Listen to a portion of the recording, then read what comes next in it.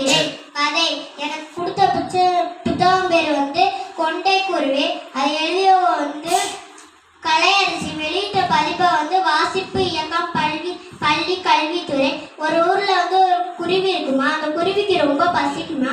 அதனால அது வந்து அழுதுகிட்டு இருக்கும் போது ஒரு யானை வருமா. யானை வந்து நீ எதுக்கு அழுதுகிட்டு இருக்க அப்படின்னு கேட்குமா. அதுக்கு அந்த குருவி சொல்லுமா, எனக்கு ரொம்ப பசிக்குது, அதனால தான் நான் அழுதுகிட்டு இருக்கேன் அப்படின்னு சொல்லுவான். யானை சொல்லுமா, நீக்கு ரொம்ப கவலைப்படாத, நான் வந்து உனக்கு வந்து தானியங்கள் எடுத்துட்டு வரேன் அப்படின்னு சொல்லுமா. அப்போ தானியங்கள் எடுத்துட்டு வரேன்னு சொல்லவும் அப்பெல்லாம் வந்து அது அந்த தானியங்கள் எடுத்துட்டு வர போகுமா. அப்பெல்லாம் அந்த குருவி வந்து பசி தாங்க முடியாம பறந்துகிட்டு இருக்குமா. அப்பெல்லாம் ஒரு மரம் மோதி கீழே விழுந்துருமா.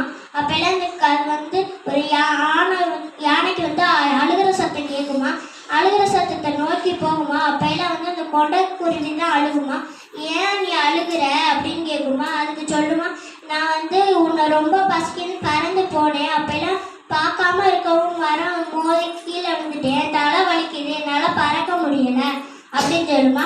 அதனால வந்து நீ கவலைப்படாது, நான் உங்கள் வீட்டில் கொண்டே விட்டுறேன் அப்படின்னு சொன்னோன்னே ஃபஸ்ட்டு யானை அசைஞ்சு போய் ஒரு குருவி கூடு மாதிரி இருக்குமா.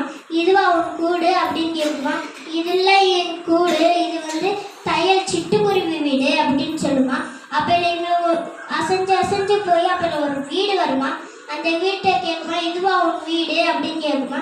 இது புறாவோட வீடு, என் வீடு எப்படி இருக்காது அப்படின்னு சொல்லுமா. அப்பெல்லாம் வந்து ஒரு இன்னொரு வீடு வருமா. அந்த வீட்டு இதுவா உன் வீடு அப்படின்னு கேட்குமா.